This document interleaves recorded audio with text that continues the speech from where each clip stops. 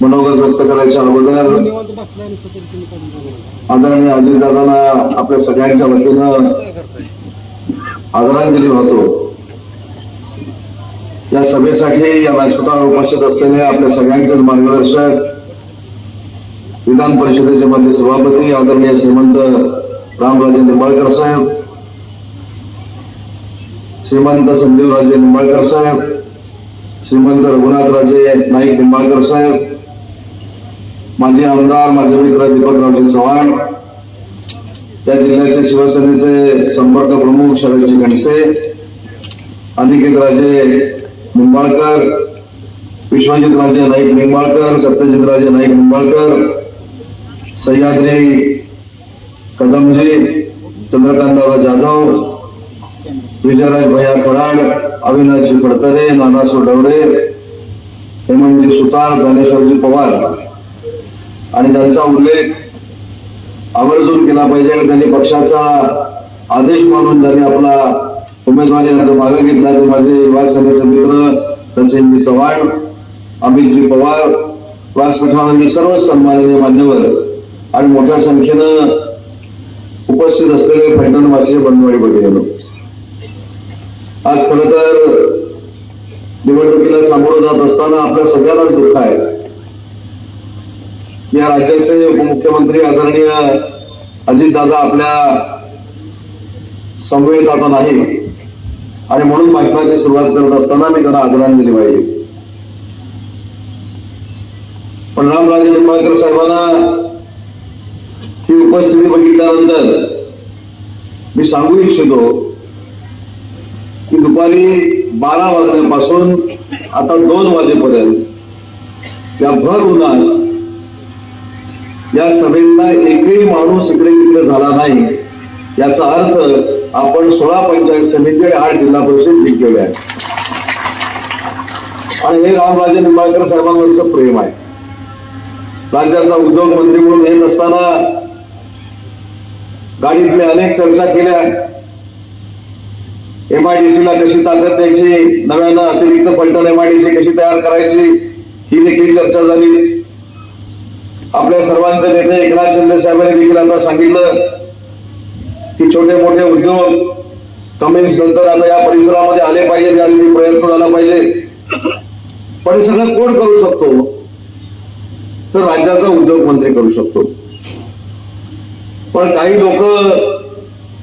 लोकांमध्ये गैरसमज पसरवत आहेत, अफवा पसरवत आहेत की आम्ही काही दिवसापूर्वी डावोसला गेलो होतो मुख्यमंत्री महोदयांच्या नेतृत्वाखाली। काही मंडळींनी सांगितले की तिथनं थेट काही लोकांना फोन आला आणि साताऱ्यामध्ये आता MIDC आणि कारखाना मी आणतोय असं मुख्यमंत्र्यांनी सांगितलं। मला असं वाटतं की मी दावोसच्या दौऱ्यामध्ये होतो, तेवढ्या कार्यबाहुल्यातनं मुख्यमंत्र्यांनी कोणालाच फोन केला नाही त्यांचे रामराजे साहेब तुम्ही खात्री बाळगा। आणि तो फोन केला असता तर उद्योग मंत्री म्हणून मलाच विचारून केला असता, पण असं काही झालेलं नाही। पण खोटं बोला पण रेटून बोला आणि जनतेला बसवा हा काही लोकांचा उद्योग बनलेला आहे आणि म्हणून राज्याचा उद्योग मंत्री म्हणून मी आपल्याला शब्द देतो। आता मला निंबाळकर साहेबांनी देखील सांगितलं की काही वर्षापूर्वी आपल्या 277 हेक्टरवर MIDCनं नोटिफिकेशन केलेलं आहे। तिथल्या शेतकऱ्यांना विश्वासात घेऊन पुढच्या महिन्याभराच्या आत रामराजे साहेब तुमच्याच नेतृत्वाखाली या ठिकाणी बैठकीचं आयोजन केलं जाईल आणि 277 हेक्टरवर शेतकऱ्यांना विश्वासात घेऊन शेतकऱ्यांना पाहिजे तो जमिनीचा दर देऊन या ठिकाणी MIDC केली जाईल। हे उद्योग मंत्री म्हणून या ठिकाणी मी आपल्याला सांगू इच्छितो। कधी कधी असं वाटतं की माझं उद्योग मंत्री पण दुसऱ्याच कोणी घेतलंय की काय। आता मला कळलं की अजून कुठेतरी MIDC झाले म्हणून जाहीर करून टाकलं।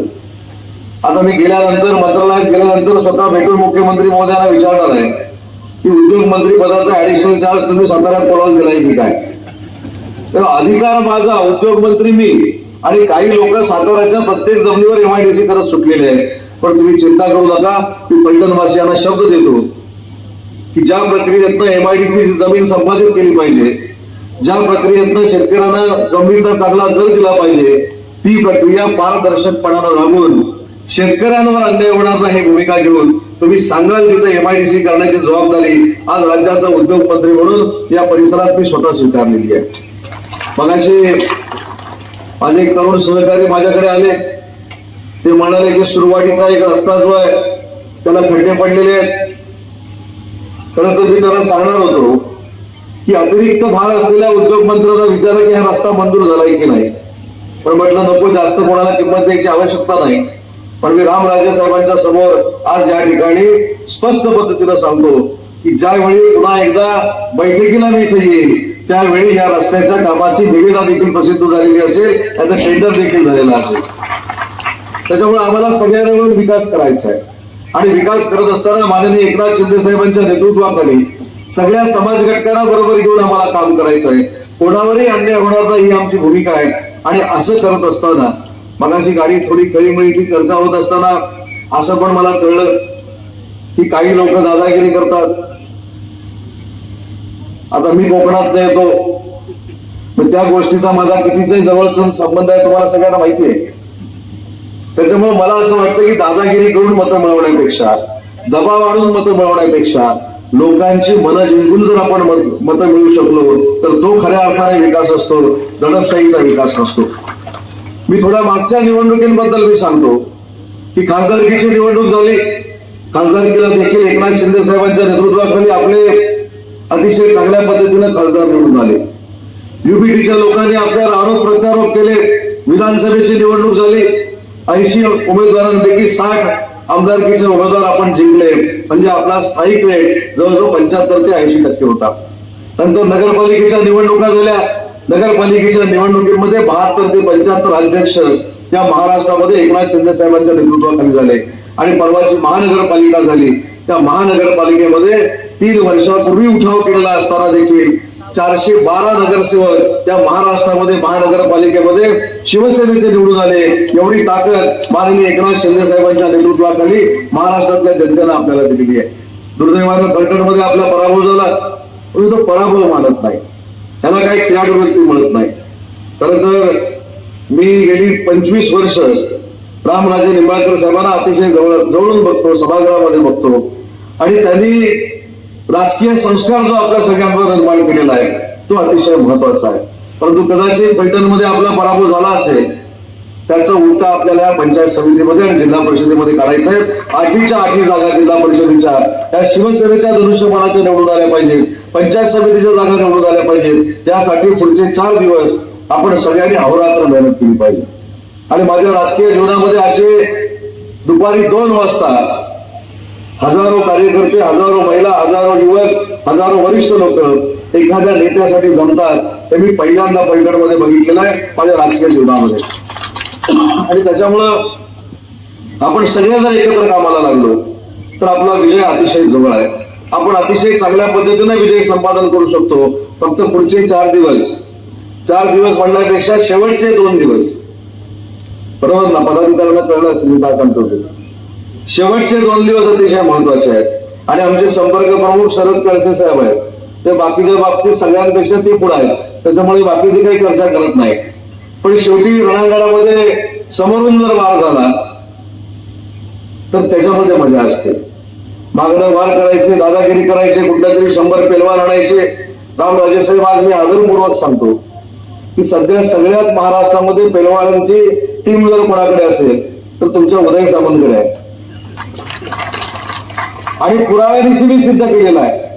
एकनाथ शिंदे साहेबांच्या नेतृत्वाखाली याच पश्चिम महाराष्ट्रातनं 1300 पेलवान घेऊन मी जम्मूला गेलो होतो. आणि मी इतिहास केला की ज्या पेलगाम मध्ये ज्या सैनिकांनी रक्त सांडलं त्या सैनिकांना रक्त देण्यासाठी याच पश्चिम महाराष्ट्रातले 1200 पेलवान घेऊन मी जम्मूला गेलो होतो. ते जम्मूला जर मी घेऊन जाऊ शकतो तर फलटणला कधी काढू शकतो. 100 कोटी आणि 1200 कोटी शरदजी तुम्ही फक्त कॅल्क्युलेशन केला तर त्यांच्या 1200 पट आपण पुढे आहोत, 12 पट पुढे आहोत. त्याच्यामुळे अशा गोष्टी कोणी करू नये. विकास कामं करा. साखर कारखान्याला जसा दर दिलाय माननीय रामराजे निंबाळकर साहेबांच्या नेतृत्वाखाली तशा पद्धतीने शेतकऱ्यांचा विकास करा. शेतकऱ्यांच्या पाकाड्या करा, रस्ते करा, मंदिर बांधा. आणि हे सगळं करून मन जिंका. परंतु दादागिरी करून मन जिंकण्याचा प्रयत्न मला असं वाटतं हा तात्पुरत्या स्वरूपाचा असतो. कधी ना कधी हे लोकांना कळतं आणि ज्यावेळी लोकांना कळतं त्यावेळी ते नेतृत्व भुईसपाट झालेलं असतं. हा इतिहास देखील महाराष्ट्राच्या अनेक मतदारसंघात आपण सगळ्यांनी बघितलेला आहे. आणि म्हणून आपला राजकीय संस्कार काय, आपण शांतपणाने विकास कामं करतो. आपण शांतपणानं प्रत्येक संकटाला सामोरं जातो. शांतपणानं लोकांची मनं जिंकण्याचा प्रयत्न करतो. आणि हेच आपलं ध्येय आणि उद्दिष्ट ठेवून जे आज एकनाथ शिंदे साहेबांनी आपल्याला मार्गदर्शन केलं ते महिला भगिनींनी देखील प्रत्येक महिलेपर्यंत पोहोचवणं गरजेचं आहे. मी त्याचा साक्षीदार आहे. आज जरी अजितदादा हयात नसले तरी मी त्याचा साक्षीदार आहे. माननीय एकनाथ शिंदे साहेब राज्याचे मुख्यमंत्री होते, अजितदादा अर्थमंत्री होते आणि उपमुख्यमंत्री आदरणीय देवेंद्रजी फडणवीस होते. आणि लोकसभेची निवडणूक झाली होती. लोकसभेच्या निवडणुकीनंतर आता आमचं काय होणार हा प्रश्न महायुतीच्या सगळ्या नेत्यांसमोर होता. आणि त्याच वेळी माननीय एकनाथ शिंदे साहेबांच्या डोक्यातून मुख्यमंत्री माझी लाडकी बहीण योजना ही संकल्पना आली. महिला भगिनींच्या खात्यामध्ये पैसे वर्ग झाले आणि महाविकास आघाडीचा टांगा पलटी झाला. हे देखील आपण विधानसभेला बघितलेलं आहे. आणि त्याच महिला भगिनींना आज एकनाथ शिंदे साहेबांनी आश्वासन दिलंय की जोपर्यंत पृथ्वी तलावर सूर्य आणि चंद्र आहेत तोपर्यंत मुख्यमंत्री माझी लाडकी बहीण योजना कोणी रद्द करू शकत नाही. हे शिवसेना म्हणून आमचं वचन आहे आणि त्याचं सरकारमध्ये अंमलबजावणी करण्याची जबाबदारी देखील आम्हा सगळ्यांची आहे. युवकांना देखील विनंती करायची आहे की तुमच्यासाठी देखील अनेक योजना एकनाथ शिंदे साहेबांनी आणल्या, महिलांसाठी आणल्या, वरिष्ठांसाठी आणल्या. त्या सगळ्या योजना जर आपण लोकांपर्यंत पोहोचू शकलो, त्या सगळ्या योजना आपण लोकांपर्यंत पोहोचून त्याची अंमलबजावणी करू शकलो तर खऱ्या अर्थानं लोकांचं मतपरिवर्तन होऊ शकतं. आपण ज्या ज्या योजना केल्या त्या तळागाळातल्या लोकांसाठी केल्या, ज्या ज्या योजना राबवल्या त्या देखील सर्वसामान्य लोकांसाठी राबवल्या. आणि म्हणून कार्यकर्त्यांना विशेषतः मला विनंती करायची आहे, जनता तर आपल्या बरोबर आहेच, मतदार पण आपल्या बरोबर आहेत.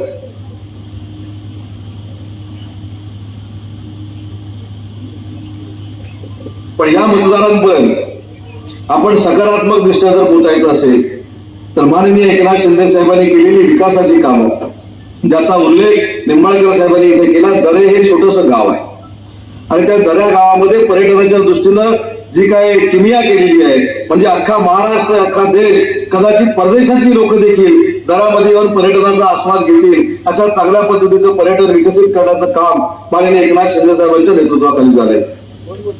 हा मला आता आठवलं, एक फोन नक्की झाला होता शिंदे साहेबांना दावोसला जायच्या अगोदर.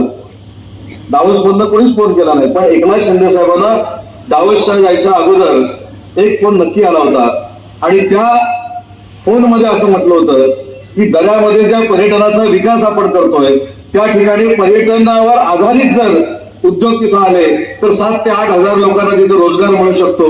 ही भूमिका माननीय एकनाथ शिंदे साहेबांनी आम्हाला सांगून दावोसला पाठवलेलं होतं. त्याच्यामुळे तिकडनं इकडे पुढे जाण्याचा प्रश्नच नाही. त्याच्यामुळे या सगळ्या गोष्टी आपण विचार केल्या पाहिजे. या सगळ्या गोष्टी विचार करून आपण मतदान केलं पाहिजे. कारण शेवटी मतदान करताना त्या बॉक्समध्ये गेल्यानंतर आपण कुठचं बटन दाबतोय हे आम्हाला कळत नाही, पण आपण सद्विवेक बुद्धी जागृत ठेवून जर बटन दाबलं तर ते बटन धनुष्याचं असेल ही खात्री माझ्यासारख्या कार्यकर्त्याला आहे. आणि म्हणून तुम्ही विकासाला मतदान करा. साहेबांनी काय सांगितलं, धनुष्याला मतदान म्हणजे विकासाला मतदान. आणि विकासाला जर मतदान करायचं असेल तर धनुष्यबाणासमोरचं बटन दाबण्याची विनंती देखील माननीय एकनाथ शिंदे साहेबांनी केलेली आहे. ही तर सातारा वासियांची जबाबदारी आहे. माननीय एकनाथ शिंदे साहेबांचं मूळ गाव साताऱ्यामध्ये आहे. ते साताऱ्याचे सुपुत्र आहेत आणि साताऱ्याच्या सुपुत्रानं तुम्हाला आवाहन केलंय की त्यांचे हात बळकट करण्यासाठी इथले 8च्या 8 जिल्हा परिषद सदस्य आणि 16च्या 16 पंचायत समिती सदस्य हे शिवसेनेचे निवडून आले पाहिजेत. हे आव्हान नुसतं उपमुख्यमंत्र्यांनी केलं नाही तर जो उपमुख्यमंत्री या साताऱ्याचा मुलगा आहे, या साताऱ्याचा सुपुत्र आहे अशा व्यक्तीनं तुम्हाला हे आव्हान केलेलं आहे. आणि मला खात्रीपूर्वक वाटतं की माननीय एकनाथ शिंदे साहेबांच्या आव्हानाला प्रतिसाद देत माननीय रामराजे निंबाळकर साहेबांच्या नेतृत्वाखाली या सगळ्याच्या सगळ्या जागा धनुष्यबाणाच्या निवडून येतील आणि तुम्ही चांगला विक्रम या पलटणमध्ये घडवू शकता. जास्त वेळ मी घेणार नाही, फक्त एकच गोष्ट सांगतो. मी रायगड जिल्ह्याचा निंबाळकर साहेब पालकमंत्री होतो. आपलं नेतृत्व एकनाथ शिंदे साहेब किती संवेदनशील आहे त्याचे 2 किस्से फक्त मी तुम्हाला सांगणार आहे. मी पालकमंत्री होतो रायगडचा आणि रायगडचा पालकमंत्री असताना एक फार मोठी दुर्घटना घडली आणि इरसालवाडी नावाची एक आदिवासी वाडी ही जमिनीखाली ढिगाऱ्याखाली काढली गेली. रात्री 11:30-12 वाजताचा वेळ होता. जिल्ह्याचा पालकमंत्री म्हणून मी कारखान्यात तिथं उपस्थित राहिलो. सातत्यानं 15-15 मिनिटानं माननीय एकनाथ शिंदे साहेब मला फोन करत होते की नक्की परिस्थिती काय. आणि शेवटी पहाटे 6 वाजता माननीय एकनाथ शिंदे साहेब त्या ठिकाणी उपस्थित झाले आणि त्यांनी विचारलं की इरसाळवाडी नक्की आहे कुठे. आपण इरसाळवाडी जर बघितली तर जमिनीपासून 5 किलोमीटरवर असा कडा आहे. तो कडा चढून गेल्यानंतरच ती इरसाळवाडी आहे. डॉक्टरनी सांगितलं की माननीय एकनाथ शिंदे साहेबांना की तुम्ही राज्याचे मुख्यमंत्री आहात, तुम्ही त्या ठिकाणी जाणं योग्य नाही. तुम्ही चालत जाऊन तिथं भेटणं हे धाडस करणं देखील योग्य नाही.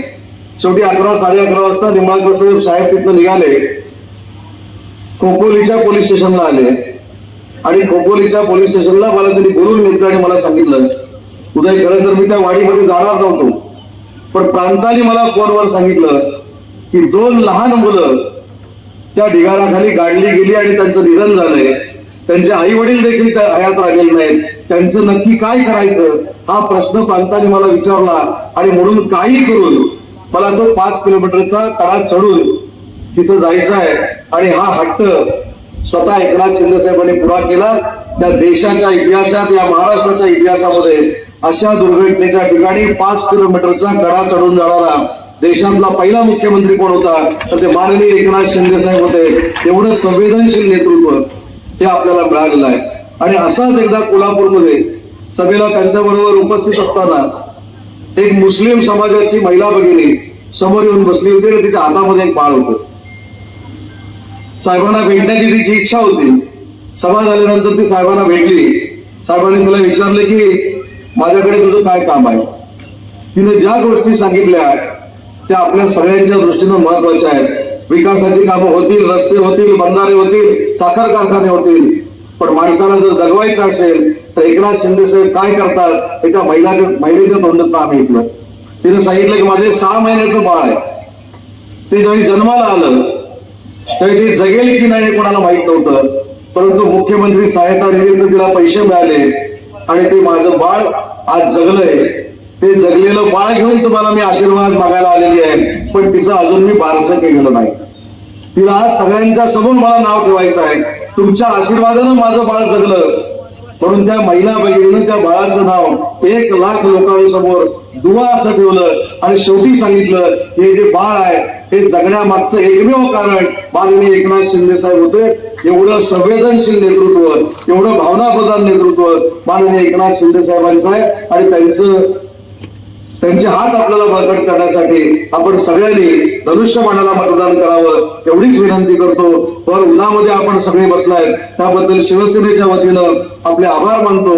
आणि भविष्यामध्ये देखील निंबाळकर साहेबांच्या आणि त्यांच्या कुटुंबियांच्या नेतृत्वाखाली उद्योग विभागाचा विकास ते सांगतील तसा या ठिकाणी केला जाईल हा शब्द देतो आणि थांबतो. जय हिंद, जय महाराष्ट्र.